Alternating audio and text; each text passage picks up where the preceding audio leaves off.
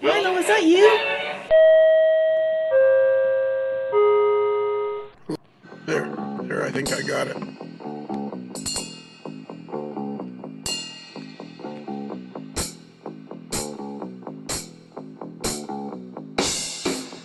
Bruce, quick, are you there? Hello, yes, I'm here. Yeah, wake up. I hear my appointed location. Yeah, okay. It's time for Kelly questions. Sweet. They're always popular Kelly questions that are so far behind. Oh yeah, this will be the first time since the last time. Exactly. This is the first time we've done them since the last time we did them. Wow, time flies, eh? Time flies when you're having fun. It does. Time flies when you're doing a podcast. This podcast was a huge mistake. What we need is a staff. We need another 885 people to join Patreon, and then we can get a staff. And I literally think we could have like a 2-hour show every day if we had a staff. It's like, wow. There are so many people to talk to. And I've completely lost the ability to keep any kind of, because every time I think I'm going to make a list of who to talk to, it's like somebody else comes along and go, oh, that guy'd be cool to talk to. So I'll go talk to him. It's like being in a showroom full of really cool cars or something. I'll buy that one. Oh, that one's cool. Yeah. Oh, look at that one over there. How come I didn't see that one before? Yeah, exactly. What about that one? It's like, you know what? It's like being a kid in a candy store. It's like being at the Springfield train show and you just don't know which way to turn next. Well, yes. And then you end up spinning around and going, oh. Did you know there's 33 cities or towns in the United States of America called Springfield? Wow. And there's 5 in just Wisconsin alone. All right. And then there's the famous one where the Simpsons. Yeah, and the Simpsons, exactly. Okay, we're going to do the Kelly questions. Remember Greg Javonillo from some time ago? The man who worked with Emerald Lagasse. Yeah, and he said, bam, and he said Barb's cookies were really good, and yes, he did. He was a connoisseur. Well, we're going to interview him, so let's see if he's still in the green room and get him back in here.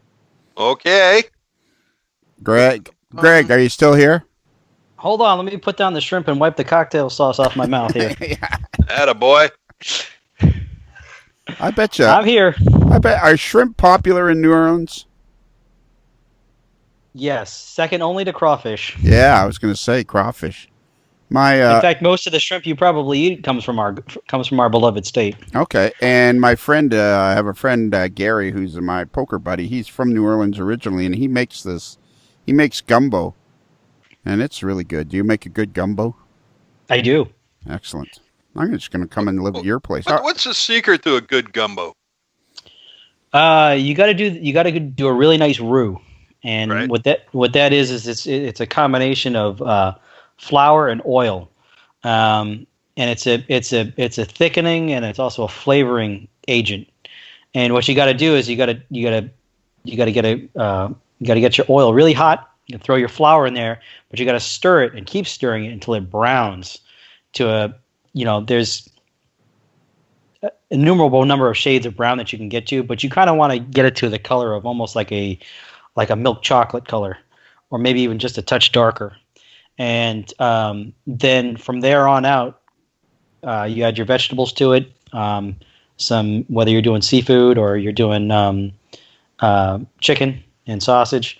Then you add your stock or your broth to it, and then you just kind of let it simmer. You season it up with some good seasoning, and away you go. Now I like gumbo a lot more than I like chili. Yeah, gumbo's got chili's kind of one note, even if it's done well, I think. Right. Whereas gumbo, there's so much more going on in there. Yeah, and it doesn't have. I'm not a big fan of the kidney beans or whatever they call the beans they throw. Everybody insists on putting in chili. Yeah, that's the thing I don't like about chili. But, yeah, exactly. Yeah, gumbo, I don't mind. I love gumbo. And folks, welcome to the AML Culinary Corner. Well, we are this week. We are with the official head of the AML Culinary Expert. That's quite a title you've inherited, Greg. Have you noticed a lot more pressure ever since then? Heavy lies the crown, I guess you could say. Yeah, exactly. It's not. It's not easy at the top. It's a top. It's a long ways down from the top. Are you ready for the Kelly questions? I am. All right. Shall we just dive right in, Bruce? Why not? Don't bother. Just get in there and get her done. Don't bother trying to wait in a little bit and you'll get used to it. Just get in there and go for it. All right. We'll jump right in. Jump right in. Which do you prefer, Greg? Steam or diesel? I would say diesel. And do you have a particular? Is there one diesel that you enjoy more than any other? I mean, I like the E units. You know, the early E units. Just that profile with that nose. I don't know. There's something about it that just aesthetic. It's very aesthetically pleasing. And if you were modeling when you build a layout, what era will you be modeling? I'd probably do like the 1950s and 60s. Maybe a little steam to diesel transition, I guess. That is, Bruce. This is huge. This is a huge moment. It's right in the wheelhouse, man. Exactly. This is a huge moment. We're talking to a guy that's 36 years old, born in the 80s, and the era he would model is the 50s and 60s. Yeah. This hobby's not dying. It's growing like crazy. Exactly. This hobby is completely out of control. It's growing like crazy, and there is not just old people in it. There is a lot of really cool young guys involved in it. Yeah, and girls, and girls, Kaylee Zhang, and girls too. Yes, that's right. All right. What were you going to say, Greg? Well, no, the reason I like the steam to diesel transition is because it's the greatest variety of motive power that you can have. So why not? Yeah. Exactly. The layout that we have at our club is kind of, I think it's 1990s. Okay. And I think when we do operations, it's actually 2006. So we get to use a lot of the modern stuff. So I guess to kind of balance that out, that would have to be my era. Okay. So what's your favorite prototype railroad?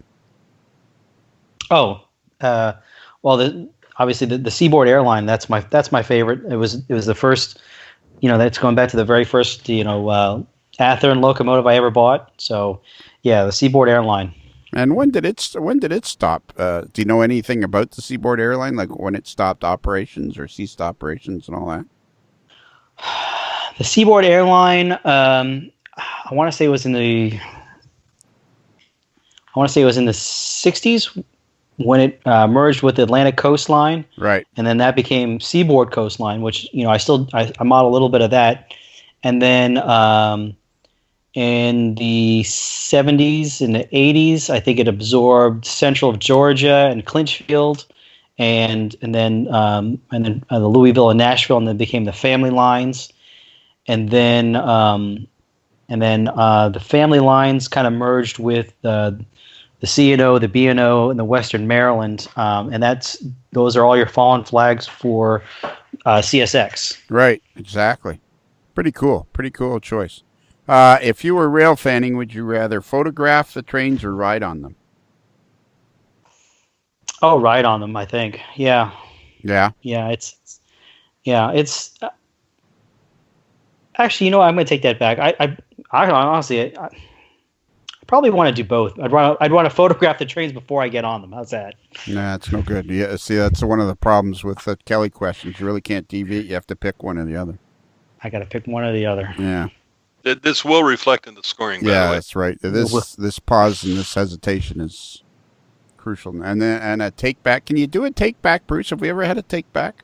I don't think we have, but if I look through the 29,000 pages of rule, I'm sure there's something that says you can't. Yeah, I wouldn't imagine you can do a take back. So you said right. Okay. How about this? I would rather ride on the trains because my imagination and my memories are always going to be far better than a single photograph. Wow, that's heavy. Or the other technical out would be if it's a round trip, you could ride the train one day and then one way and then chase it back the other way and photograph it. Yeah, that's true. Yeah, well, we're getting there. I like that. I like that he said that. Yeah, the memories would be far greater than the photographs. Yeah. Wow. Nice one. That's a good thing to throw up on the page somewhere. Yeah, the memories of listening to the AML podcast are far greater than the photographs of listening to it. Yes. That's what we need. We need more photos of people. We used to have that in the early days. People would send us photos of where they were when they were listening to it. That was great. We should get that going again. Yes. What was your first model train? My first model train was I'd gotten it from the Sears Wish Book, and rather than actually get it for Christmas, my parents taught me a very valuable lesson about saving your money for what you want. And I had stared at that train set in the Wish Book catalog for a couple months prior to Christmas and a couple months after that, and I finally scraped together a few pennies from doing chores. And it was a single 36-inch loop of track from Lifelike, and it was I believe it was a Santa Fe F7, and it had 3 or 4 freight cars behind it and a power pack and some telephone poles and some signs. And yeah, that was my first model train set. I think it's mandatory that everybody has at some point in their life has a Santa Fe war bonnet. Yeah. I think I still have the shell somewhere, but yeah, it's no longer operational. What's your favorite model railroad scale? Oh, HO. Okay. Yeah, okay. And all right, then true or false, is N scale dead? I would say false. Okay. True or false? Does this seem like a real question?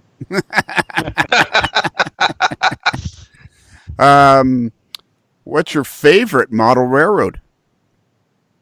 My favorite model railroad. I'd have to say the Franklin South Manchester. Okay. You're doing something to your microphone there. It sounds like we're having a thunderstorm coming in. Oh, I think the AC just kicked on. Oh, yeah? Is that what Oh, okay. That's pretty cool. All right, so the Franklin in South Manchester. Have you had a chance to see it in person?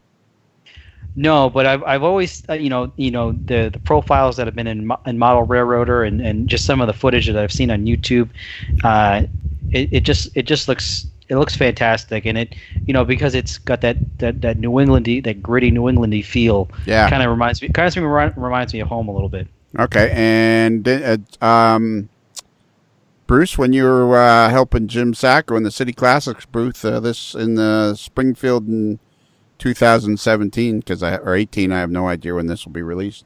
George Selio stopped by to have a chat. He did stop by and had a chat for 5 or so minutes with Jim, and I chatted with him a bit and his wife, and a fine gentleman. You should have got your photo taken with him. That would have been great. I wasn't even thinking about that at the time, but I didn't want to bother him. Yeah. Okay. It's like, yeah, right. Yeah, maybe, but yeah, I didn't want to bother him. All right. Greg, who is the most influential model railroader for you?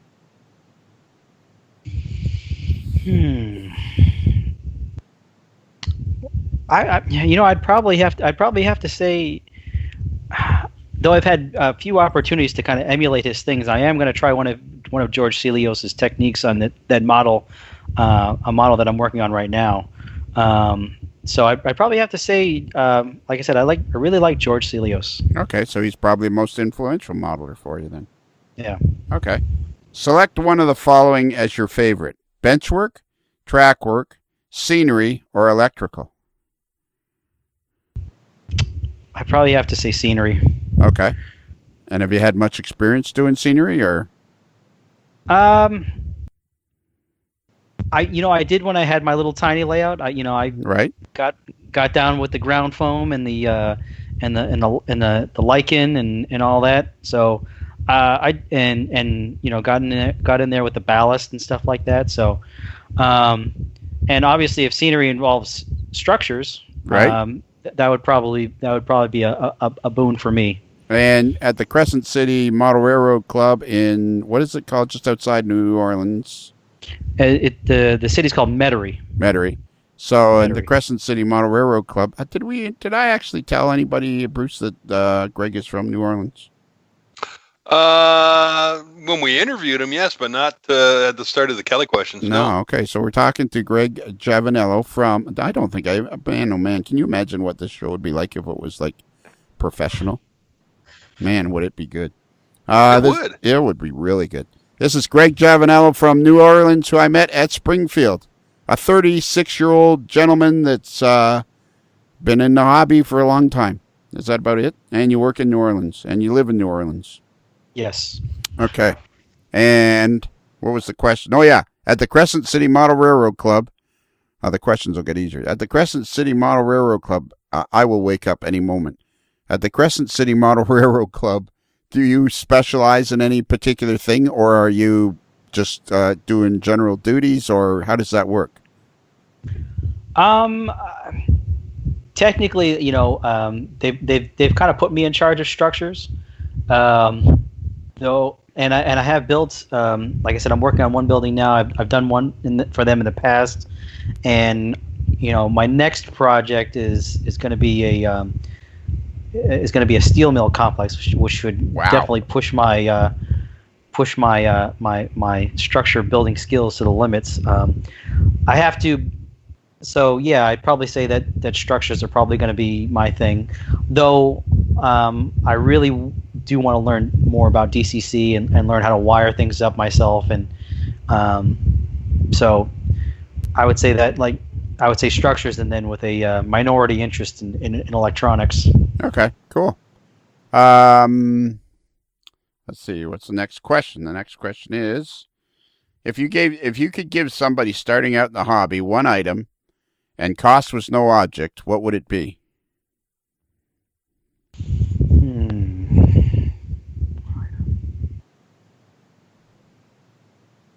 Did you leave?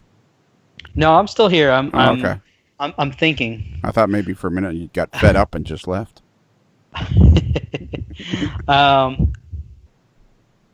I would probably say a Walther's catalog.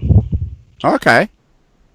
A Walther's catalog, because, like I said, the Walther's catalog, it's a great place to start, because it really, if you're just getting into the hobby, you have no idea really what's out there, it really is a good springboard to kind of familiarizing yourself with the different brands and the different manufacturers, and then you can kind of go from there, and through meeting other people, joining clubs, listening to this podcast, and reading the different online and print publications. You can kind of expand that knowledge base, and kind of hone in on what it is that you really want to make your niche in this hobby. Okay, so that's a good answer. I don't think we've ever had that answer, Bruce. No, that's true. We get a lot of great answers on that one. That one. We do. We quite often get some we have never even thought about. Yeah, exactly. I really like that question. That's a good one. Now we have to thank Bruce Kelly, superfan number 1, for coming up with this whole idea of the Kelly questions. It's a great idea. Where do you buy most of your model railroad supplies? I actually buy them from a traditional hobby shop. And I go to Hub Hobbies in Metairie, Louisiana, and and I do some online shoppings, but I do see the value in an old-fashioned hobby shop, because especially if you have someone who's run the hobby shop for a long time, that knowledge base is kind of indispensable. I don't know how many mistakes the gentleman at the hobby shop, his name is Jeff, has recommended to me to use one method or another, saved me hours of frustration and potentially expensive mistakes by using the right products and in the right combinations, and just having the supplies. Right. I find myself getting more and more into scratch building, and he has a great supply of scratch building materials. Oh, really? And yeah, so the hobby, when you can hold things in your hands, especially in terms of scratch building, it's it's invaluable to have that versus just looking at a chart on a computer or in a magazine and hoping that it's the right thing. Right. You know. So. What was I going to say? Oh yeah. Can he maybe push his microphone away from his mouth a bit? Oh, maybe that's what it is. Okay. Okay. Let's try All that. right. How's that? That's a lot. Well, you still yes. got some rumbling. Yeah, we have rumbling. I think there's a huge storm outside, and you're about to be swept. It sounds like you're the guy out in the hurricane. You're about. I'm in a room and the door's closed and the AC is going. Okay, that's probably it. There's probably wind blowing around, and the microphone is so sensitive. Well, we'll deal with it. Don't worry about it. Yeah, right. Is Hub Hobbies? Is it just model trains or? No, they have a wide assortment of all the different kinds of stuff, from airplanes and slot cars to military. But I probably would say that trains is a good portion of it, and then a lot of the scratch building supplies they actually keep on hand because they cater to a lot of the architecture students in some of the local universities. So whenever the architecture students come in for projects, and I see them when I go there on Saturdays, always looking for the foam core board and the balsa wood and stuff like that, so they can build their architectural models for classes. So, but that is so between the trains and the scratch building and the paint, that's a great supply source for me. Okay, and they do a lot of military modeling too. Yes. Cool. All right. Next question is, what's your favorite train event of the year, model or prototype? Honestly, I'd probably have to say the Amherst show. Like I said, it was my first time going this year, but I think I'm going to be a regular. So, yeah, I'd probably have to say that. As I continue to kind of develop in the hobby, I'm sure there's probably going to be stuff that's right. a little closer to home. But those experiences are yet to be had. Okay. Let's see. Okay, I think that's it. All right, now, regular beer or light beer? Oh, regular beer. Okay. Do you have a particular favorite? I'd probably have to say my go-to is Blue Moon with some orange in it. No. Blue Moon with some orange. Yeah. So orange juice, orange what? No, you've never had a Blue Moon with you put a slice of orange in there? Oh yeah, really? Yeah, you should try that sometime. It's great. I will. It's a Belgian style beer, and then they you take just a slice of a fresh orange and you can kind of squeeze it and then just kind of leave it in the beer. It's delicious. I think I'm going to come live at your place. I got a feeling I'd be eating really, really well. Oh well, I'll show you all the hidden gems down in the city. Yeah. No tourist traps for you. Yeah, perfect. Salty or sweet? Salty. Dogs or cats? Dogs. Do you have one? I do. She's actually sitting right here. Oh, cool. Black Labrador, 12 years old. Oh, really? Yeah. She's been circling my chair as I'm doing the podcast. And what's her name? Sassy. Sassy. And have you had her since she was a pup? No, she's actually a rescue, and she was actually kind of in rough shape when I got her about 6 years ago, but she's great. She's getting a little long in the tooth, but she's still a good girl there. That's cool that you rescued her. They're dogs. I think dogs must really appreciate it when somebody rescues them. And they become lifelong pals. Yeah. Coke or Pepsi? Coke. What's your favorite hot dog condiment or condiments? I'd probably have to say mustard first, and then chili. Chili. Ah, okay. Yeah. So would you put if you had a chili dog, would you put mustard on it or no? No. So it's one or the other. At most, I might put a little onion and maybe some cheese on it, but yeah, no mustard. I think too much of a conflict. All right, and where is the best chili dog you ever had? Best chili dog I ever had. Probably my kitchen. Because I make my own chili. Attaboy. Have you ever been bungee jumping? No, but I'd like to. Oh, really?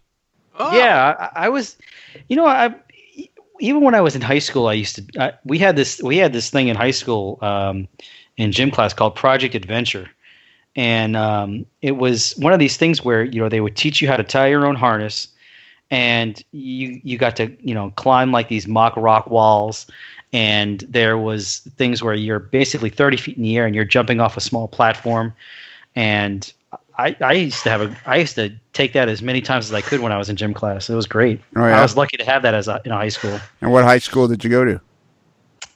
BMC Durfee High School in Fall River, Massachusetts. BMC Durfee? Mm-hmm. And the home of the Fighting Wildcats? No, the Wildcats was actually my college mascot. Okay. But the mascot at our high school was called the Hilltoppers. The Hilltoppers, home of the Fighting Hilltoppers. Yes. Okay, I don't understand that. Maybe you could explain. What's a Hilltopper? The guy that climbs to the top of the hill? Well, the story goes, the original high school was built on a very tall hill, and it kind of overlooked the river, and so I guess that's where they get the Hilltoppers from. And like our mascot, or at least the depictions of the mascot, were kind of like like an alpine miner with like a pickaxe and stuff like that. Yeah, okay, and yeah. So that was kind of our mascot. And probably the mascot, the guy that had to wear the suit, it had a giant head, and the guy was wearing some sort of helmet or something and carrying a pickaxe. Yeah, pretty much. Yeah. Have you heard us talk to Chris Atkins at all on the Atkins diet and all that? Yes. Yeah, he lives in Argyle, Texas, which of course is the home of the Argyle Fighting Sox.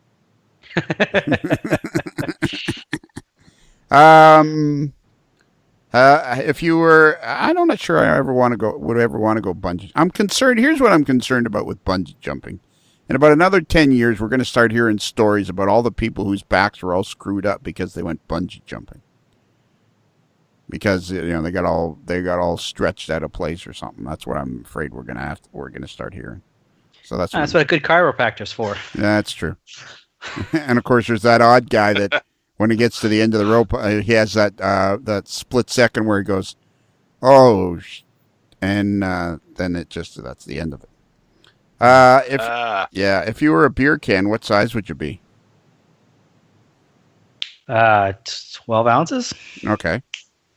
So not a giant beer can, just a 12-ouncer. Yeah, I think the smaller the can, usually the higher the quality of the beer that's inside. So okay, I figure that kind of meshes with my personality. All right. How many pairs of shoes do you have? Pairs of shoes do I have? Ooh, 8. Wow, that's pretty good. So a couple pairs of sneakers, probably.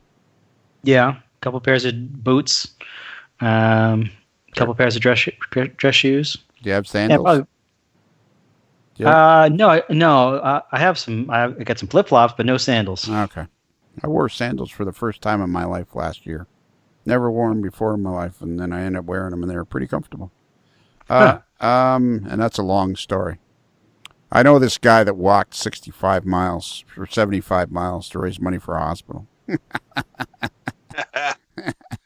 a long story, Greg. It's a long story. How many times have you solved? I think I know the same guy. Yeah, there you go. How many times have you solved a Rubik's Cube? You know what? Never. Well, that's the usual answer. Yeah, you're not alone. I think I've bought one once or twice, and I was like, forget that noise. Yeah, exactly. If you were a superhero, what sort of powers would you have? I'd probably say flying. Okay. Yeah. So you'd like to be able to, fly to the next, crime scene and solve the problem.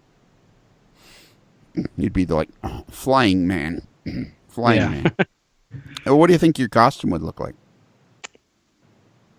Oh, God. Huh. Having I'd probably say Go I'd ahead. probably say green and blue are my two favorite colors. So something involving that sort of combination. Okay. Maybe some magenta for added interest. Okay, so I imagine you in a one-piece blue spandex suit with magenta trunks there at the middle there with a green belt and a green cape. How about that? Oh man, what did I just walk into? And then there'd be like the symbol would be a big FM in the FM on your chest. Flying man. Flying man. Here's a good. Now this is a question, Bruce. I really don't know which way this one's going to go. A lot of times I can tell, but this time I'm really not sure. Okay. Greg, have you ever had a brush with the law? No. That's kind of what I was thinking. That way that was going to go. I got a feeling. He's not old enough. I mean, have I been pulled over before? Yeah, but I don't think I've never had handcuffs on. Let's put it that way. Oh, you don't have to have handcuffs on. But you've been pulled over for some sort of moving violation. Oh yeah. Oh, I love the way you said that. Oh, yeah. There you go. Oh, yeah. So you've had roadside consultation with the local constabulary. Yes. More than once. Yes. More than once, I'm guessing. Yeah, but I mean, it was more often than not, it was for something innocuous, like an out tail light or something like that. Okay. So, what's the most exciting thing you've ever been pulled over for? I think I have been pulled over for speeding. Attaboy. So, on the interstate? No, on like a regular, like a surface street. Oh, okay. And one thing you need to know about the AML network, the word innocuous, that's a bit too big for me. Innocuous? Yeah, it's way too many syllables. Like supercilious? Yeah, exactly. Yes. Like, again, way too many syllables. Have you ever been on TV? Yes, I have. In what capacity? I'd actually helped to film a cooking show when I was in college, and that was broadcast on PBS. Oh, yeah? Do you remember what the show was called? Cooking with Greg? No. No? I was almost background, but it was, I think it was like Cooking with the Masters. It had to do with my alma mater, Johnson & Wales. Oh, okay. And so it was like, Cooking Secrets at Johnson & Wales. That's what it was. And Johnson & Wales was your college, was it? Yes. And it was a culinary school? Yes, it is. Yeah, it's a culinary. The culinary college is one of several disciplines that are in the university. It's not just a culinary school. And that was in Providence, Rhode Island? Yes. Okay. Who's your best friend? John Sullivan.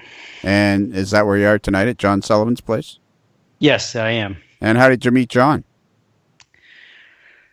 John, he actually moved into the apartment right next door to me, and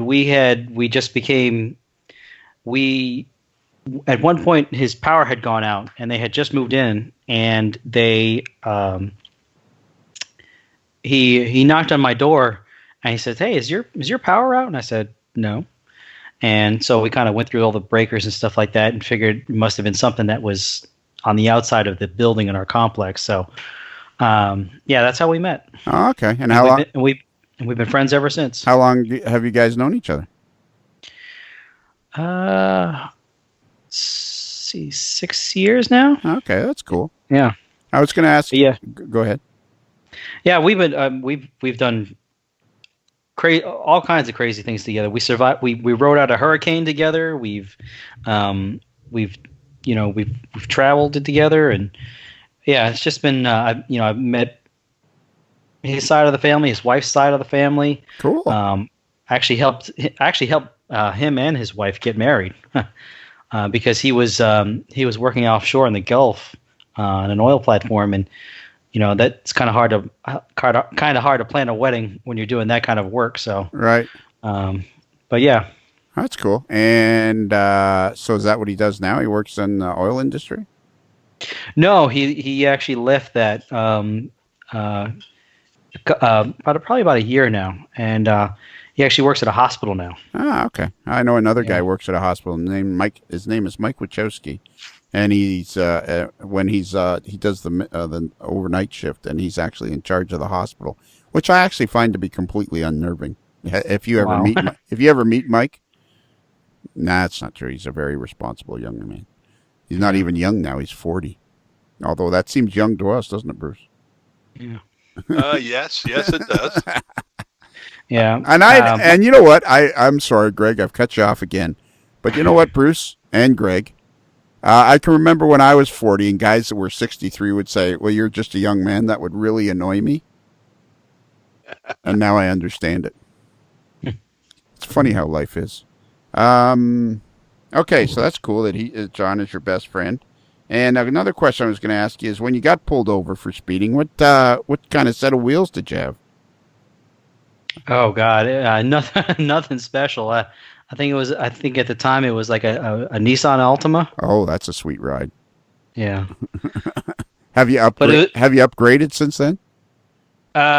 Sort of. I've got a VW Jetta now, but it's by no means the latest model. No, How's that? Yeah, so you seem like you're a practical guy. Would that be a fair assessment? Yeah, get me to point A and point B. As long as I don't have a car note, that's how I like to roll. Okay, well, you might want to stop being practical and just go for it. Get something fancy. But you don't have a car note, so that's cool. Just nothing in silver, right? Yeah, exactly. Don't ever get a silver car. Silver is like, what are you doing? I have one now. My son, I've always bought for the last 15, 20 years. I've been a Toyota guy. Had a couple of Lexus in there, and Toyota Tundra pickup trucks. And then my son started selling Hyundai. So I've owned 2 Hyundai Santa Fe's, and he sold my last one he just sold it one day. Some guy came in looking for one that had same number of miles on it and everything. So he sold it and said, Dad, I'll get you another car. And then he almost got me a silver one. I almost had to slap him. But the one I have now is called Platinum Gray. And it's as close to silver as you can get without being silver. It's gray. Thank God. So gray is better than silver? Gray is way better than silver. Silver is like, do you have any imagination? I'll take white, black, anything. Not silver. Silver is like, no, not silver's like putting ketchup on your hot dog. That's probably everybody that has a silver car puts ketchup on their hot dog. So you've been on TV, okay, and your best friend is John Sullivan. What's your favorite zoo animal? I'd probably have to say the elephants. Oh, that's a good choice. Can you do an elephant sound at all? I'm not even going to attempt that. Which, of course, now makes me think of the famous, what's the guys from Carol Burnett? Tim Conway's bit where he's doing doing the elephant. There's a famous, you go on YouTube, Tim Conway elephant, you'll see it. All right. I think I actually have seen that. Yeah, exactly. Though I don't think I can pull that one off. Yeah. I can't do it. He does the noise somehow. Do you prefer baseball or hockey? I'd probably say hockey because it moves faster. There you go. Good answer. If you could choose between one professional sports team to root for, would it be the Detroit Tigers or the Toronto Maple Leafs? Oh, I'd probably go for the Leafs. There you go. This is getting better and better. I'm concerned about your score from Bruce, but finally, if you were stranded on a desert island with just one person, would you prefer it to be Bruce the Mailboy or Lionel? I know that's not an easy answer. I'd probably have to pick you. I'm sorry, Bruce, but that's all right. I'd probably have to pick Lionel. All right, that's cool. We'd have fun because I think we'd find endless things to talk about. Yeah, exactly. And you could make I'd rather be sitting in an air conditioned bar sipping on a nice ice cold beer anyhow. Exactly. Yeah. Yeah, the downside is I'm now on a desert island, but I'm with Greg, and he's an excellent cook. So yes, there you go. You'd be living the tropical cuisine. yeah, so we imagine all the things we could make with coconuts. So do you? Yeah, we definitely push that envelope. Yeah. So do you think of yourself as a chef or a cook? Cook. What's the difference between a chef and a cook? A chef can cook, but he's usually in charge, where a cook can usually just cook. All right, now I have an interesting question for you. This is an out there question. This is an off the map question, but it's kind of a rambling question, but I think it fits perfectly at this. So, have you ever heard of me mention a fella named by the Peter Borcherdts? Yes. Okay, and I'm thinking I'm pronouncing that correctly. I believe it's Peter. Anyways, his wife is Lucy Young, and she works with a lady in England that's very famous, a very famous chef or cook or something, a lady that prepares food. So then I said to Peter one day, and his wife has written like 8 cookbooks. Wow. Yeah, and so he calls her a cook, and I'm thinking, if you've written 8 cookbooks, aren't you a chef? Well, the thing is, I guess what it is like, when you've never, I guess, been placed in charge of a restaurant or especially particularly like a high profile restaurant or something like that. Something like that comes with a whole host of responsibilities that most people don't even have no idea what it entails. Right. They kind of see an image on TV and they think it's one thing, and it really isn't. It's probably far worse than you could ever imagine in terms of the amount of work and effort that you have to put into it. So if I'm speaking for myself, if you haven't taken upon yourself that yoke of responsibility, you kind of still have to stay humble and say that you're a cook and not a chef. Okay. We need a word between cook and chef. That's what we need. Because it seems to me like if you're a cook, like everybody could be. I could call myself a cook. And, my repertoire of dishes that I can make is pretty limited to, a wavy lace, chips, and dip. Burgers. I make a pretty good burger. Make a pretty good burger. Hot dogs. Salad. I make a great chopped salad. But I have maybe 4 things that I can make, and then it's, then I'm headed down to, Dairy Queen to get a Blizzard. So we need a word between cook and chef. But to be fair, Lucy Young does, on her Facebook page, is Lucy Young the cook. I know. Yep. But then what would you call me? A guy that can only make like 4 different things? Would you call me a cook? Or just some goofball that can only make 4 things? The second choice. Yeah. That's what we need. It needs to be where, if you could only make, enough stuff to keep yourself alive, then you're just a goofball. But if you're like, you can write cookbooks and stuff, then you're a cook. I think people throw the word cook around, pretty carelessly. I think that's where I'm headed. And now people all over the world have listened to 4 minutes of me rambling on about cooks and chefs. A Sterling Stewart, former F1 ace, has now pulled over in the middle of the night somewhere between Fairbanks, Alaska and Anchorage, and is now pounding his head on the steering wheel. But at least he didn't hit the moose. Yeah, at least he didn't hit a moose. I believe, if I'm not, I know you can Google this, Bruce, but I think he won Monaco in 81. Yes. Yeah. Yes. From the pole. Yeah, from the pole, exactly. Final question, Greg. What is your favorite podcast? Oh, it's got to be the AML Network. All right. Perfect. I think that might have helped your score a little bit. Okay, Bruce, it's time for scores. Score times. Okay, I was doing good. Then he said he would photograph, then ride, then photograph, then ride and photograph, then memories. I just got all confused, so I gave him 0 for that question. What? Which I thought was fairly fair. It was leaning heavily on the negative side at that point, but So anyhow, I came up with, after all my ciphering and things like that, I came up with 3.915. Well, that's a pretty good score. It's an excellent score. Yeah. See, here's my problem. When we got to the third question, he couldn't decide between photographing or riding on the trains. Yeah. And we had to get involved. We had to make some do some officiating. And I thought I was being very fair, only give him 0 on that one. Yeah. You know? So but see, your scoring may differ. But then I came back with one of those with that stellar quote, and it doesn't matter. Yeah. But by that time, we had to beat it. But right now he's arguing the score. Yeah, so. now he's arguing the score. Exactly. Have we ever had anybody argue about the score? I don't think so. Man, I don't think so. No, one set of scores is in, but the other one is still out there. I'm lodging a protest. If this was football, about 3 or 4 flags have gone up in the air. If it's soccer, the red card has been shown.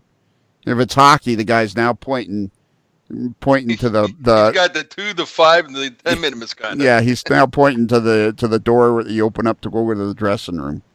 And if it's basketball, I'm Jim Knight throwing a chair on the court. Yeah, exactly. Well, actually, no, you're the official. You're throwing a chair on the court, exactly, and I'm now pointing out. Yeah. Yeah, and then the Walther's catalog thing. I'm thinking maybe he thought he could keep the money for himself. Uh-huh. Oh, yeah, I see. Yeah, he's like, here's money's no object. Yeah, because he would just say www.walthers.com. Yeah, exactly.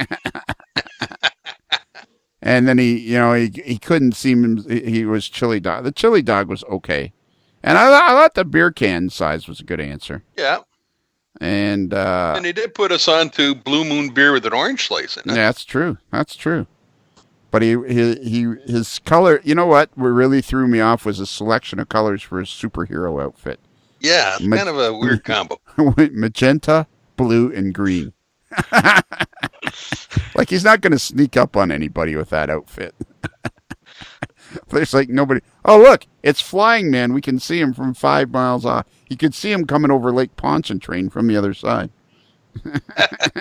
Yeah, definitely not Batman. Yeah, no.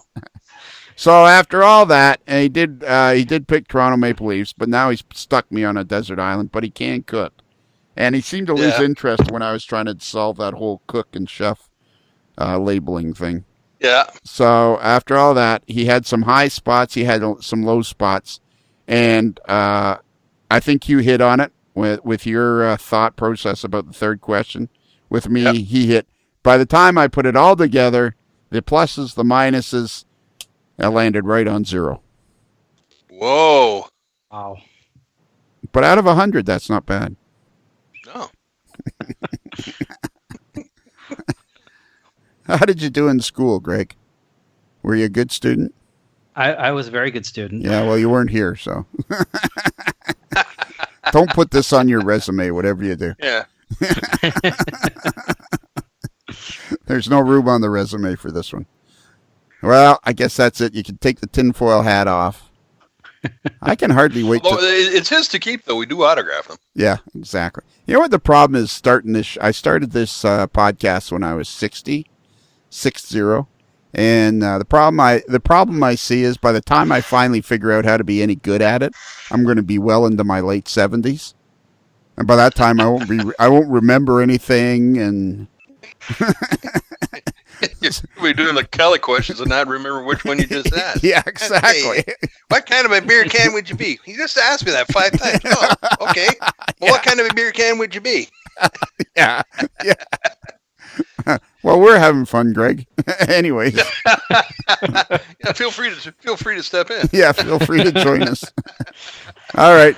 So all right. So it's a Sunday night. What's on tap for tomorrow? You're going to work. What's happening?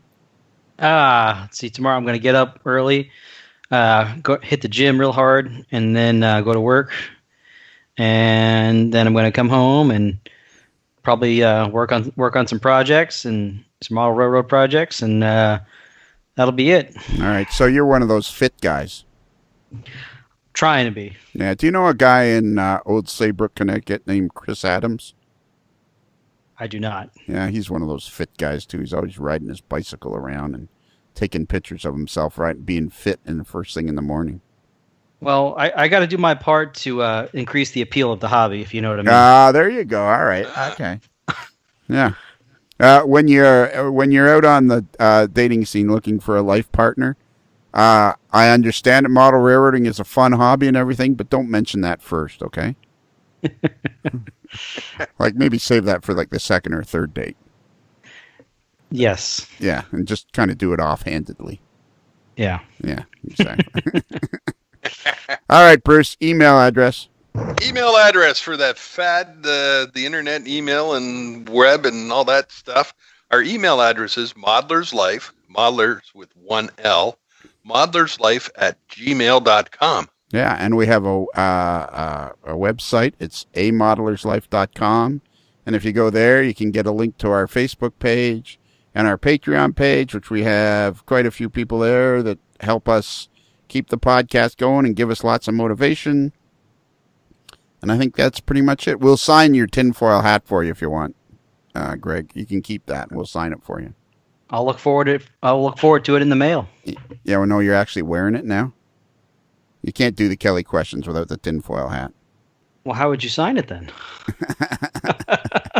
Well, you'll hand it over the desk in the same studio that we're sitting in, and we'll sign it. Oh, yes, I will hand it over. Yeah. Can I change my score? Yeah, yeah, exactly. The judges have reconsidered.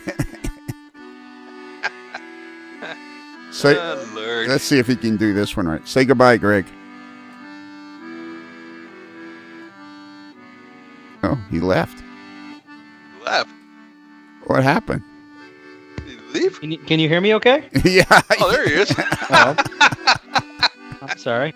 What I happened? think my dog was chewing on the headphone jack there. Oh.